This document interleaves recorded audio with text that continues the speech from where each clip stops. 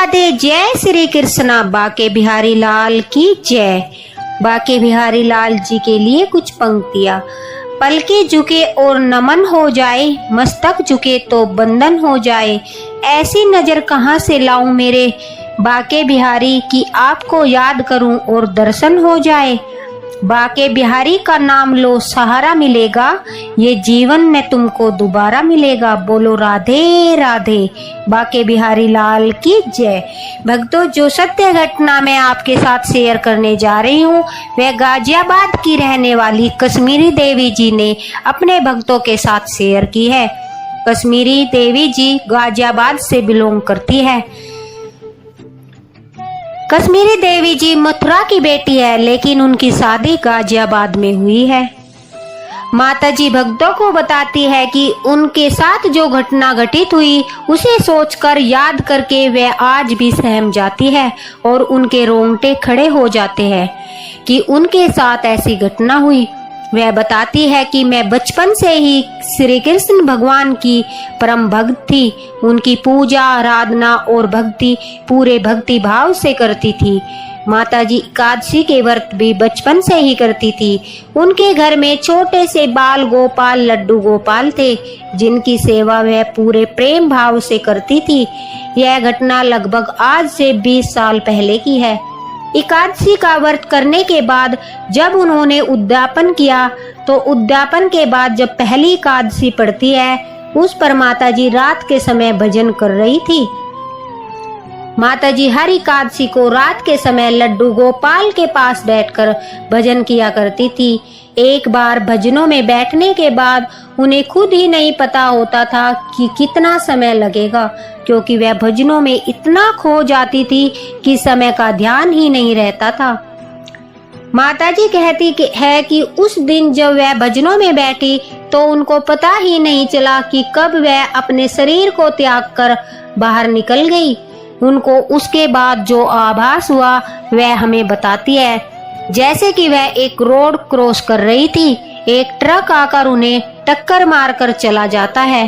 वह रोड के किनारे पड़ी थी और वहां लोगों की भीड़ लगी हुई थी। माता जी कहती है कि वह सब अपने शरीर के पास खड़ी होकर देख रही थी, लेकिन उनको कोई नहीं देख पा रहा था। सभी यह कह रहे थे कि यह तो मर चुकी है। माता जी कहती है कि उनके परिवार वाले भी उनकी लाश को देखकर रो रहे थे, चीख रहे थे। जब वह उन्हें स्पर्श करने की कोशिश करती या फिर बताने की कोशिश करती थी तो कोई उन्हें न तो सुन पा रहा था और न ही महसूस कर पा रहा था।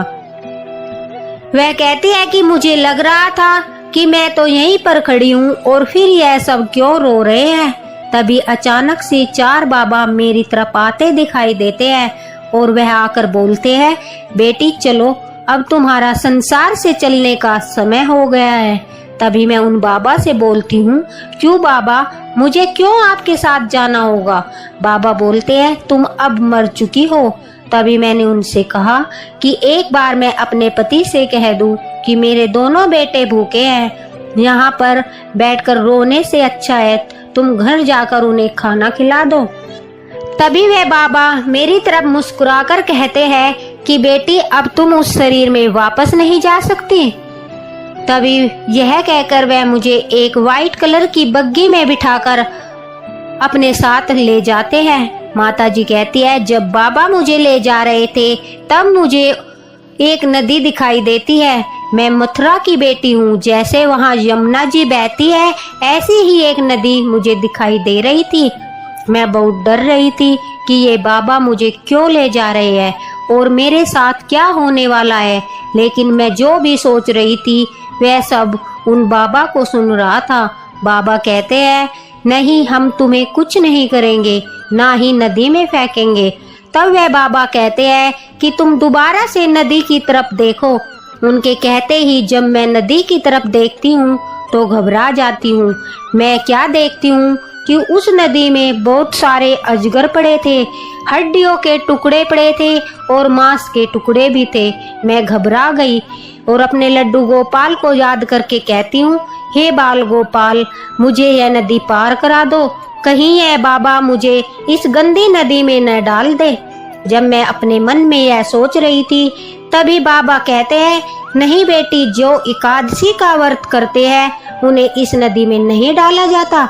माता जी कहती है, यह सुनकर मुझे थोड़ी तसल्ली होती है। तभी हम बादलों को पार करके और ऊपर पहुंच जाते हैं। चलते चलते धरती लोक जैसा एक लोक आता है। बाबा जी वहाँ मुझे उतार देते हैं। अब मैं वहाँ चारों ओर देखने लगती हूँ। मुझे कुछ भी नजर नहीं आ रहा था। मैं घबरा रही थी कि यह बाबा मुझे कहाँ लेकर आ गए। तभी एकदम से कम 10 मंजिल जितना ऊंचा बहुत चमकीला गेट खुलता है। उसके चारों तरफ प्रकाश ही प्रकाश था। बाबा मुझे उसमें अंदर धकेल देते हैं। मैं घबरा जाती हूँ कि पता नहीं मुझे यह कहाँ भेज दिया। तभी मेरी दृष्टि वहाँ पर स्वर्ण अक्षरों से लिखे हुए शब्दों पर पड़ती है, जिसमें लिखा था गोलोक धाम। तब मैं वहाँ अंदर गई तो वहाँ सब तरफ चहल पहल थी। भजन कीर्तन चल रहे थे, सब इधर उधर घूम रहे थे। एक 80 वर्षीय अम्मा मेरे पास आती है और बोलती है, कश्मीरी बेटा तू आ गई।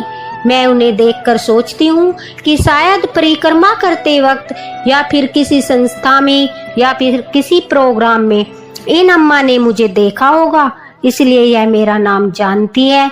मैंने बोला, अम्मा आप कौन हो और आप मेरा नाम कैसे जानती हो? तभी अम्मा बोली, मेरा एकादशी एकादशी है।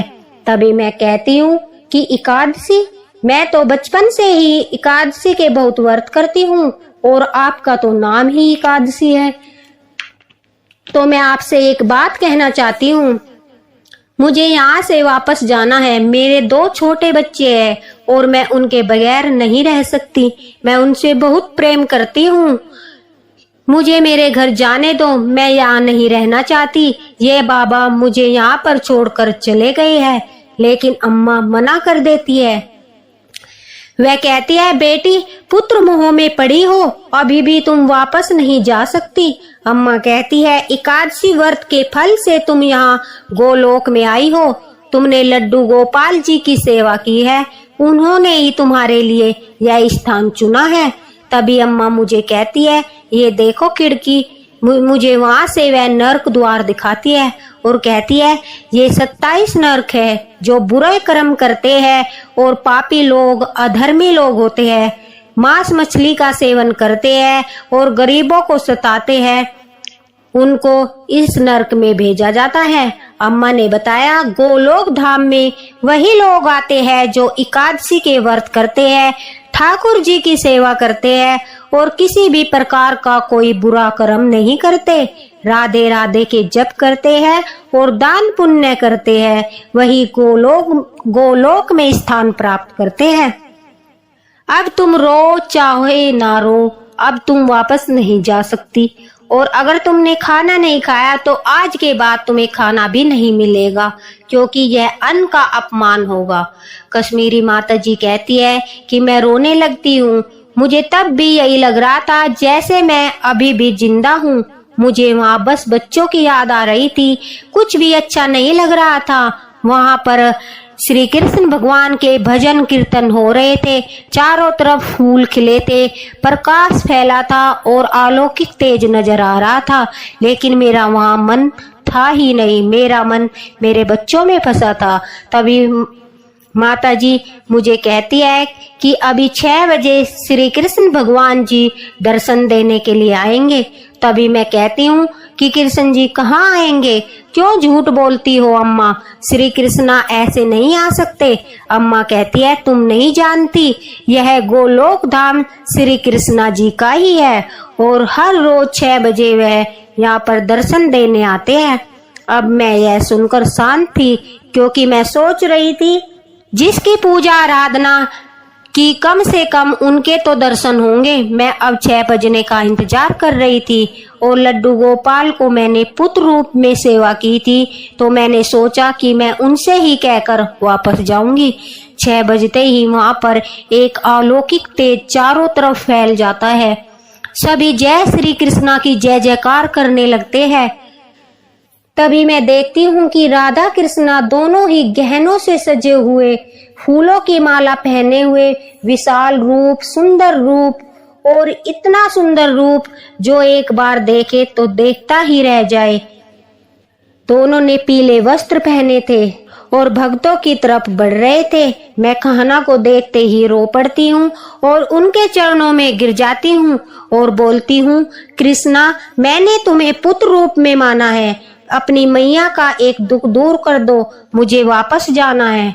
मुझे यहाँ गोलोक धाम में नहीं रहना है, क्योंकि मेरे 2 बच्चे हैं और अभी वे छोटे हैं, उनकी देखभाल करने वाला भी कोई नहीं है। ये लोग मुझे जाने नहीं दे रहे, मुझे वापस जाने दो। यह कहकर मैं उनसे प्रार्थना करने लगती हूँ। तभी मुझे चीरघाट दिखाई देने लगता है। राधा रानी मेरे माथे पर जैसे ही हाथ रखती है, तुरंत उनके छूते ही मैं इतने ऊपर से गिरती हूँ और सीधा यमुना जी में आ गिरती हूँ। अब मैं यमुना जी को पार करती हुई अपने घर पहुँच जाती हूँ तो मैं देखती हूँ कि जहाँ पर मैं कीर्तन भजन करने के लिए बैठी थी, मैं वहाँ नहीं बल्कि उससे कुछ दूरी पर फर्श पर पड़ी हूँ। और यह सब इस कारण हुआ, जैसे ही मैं अपने शरीर में प्रवेश किया तो झटका लगने के कारण मैं जिस स्थान पर बैठी थी उस स्थान से उचककर मैं दूसरी जगह जा गिरती हूँ। तब मैं देखती हूँ सुबह के 5:30 बजे थे। मेरी आंखें खुल जाती है। मैं इतनी घबराई हुई थी कि मेरे रोंगटे खड़े हो रहे थे और मैं बार बार बाके बिहारी जी का नाम लिए जा रही थी और यह सोच रही थी, अगर आज किसी ने मुझे इस अवस्था में देख लिया होता तो मुझे मरा हुआ समझकर अभी तक तो मेरे शरीर का अंतिम संस्कार भी कर दिया गया होता।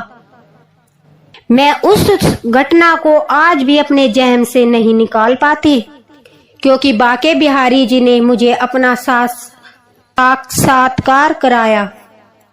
जब उनकी दया दृष्टि किसी पर पड़ती है तो वह मुर्दों में भी जान फूंक देते हैं। ऐसी ही घटना कश्मीरी देवी जी के साथ हुई। धन्य है माता जी जिन्होंने अपने गोलोक धाम की यात्रा की, राधे कृष्णा जी के दर्शन किए, उनके स्पर्श को महसूस किया। मैं उनकी भक्ति को नमन करती हूँ और उनको बार बार धन्यवाद करती हूँ कि उन्होंने हमारे साथ यह घटना शेयर की।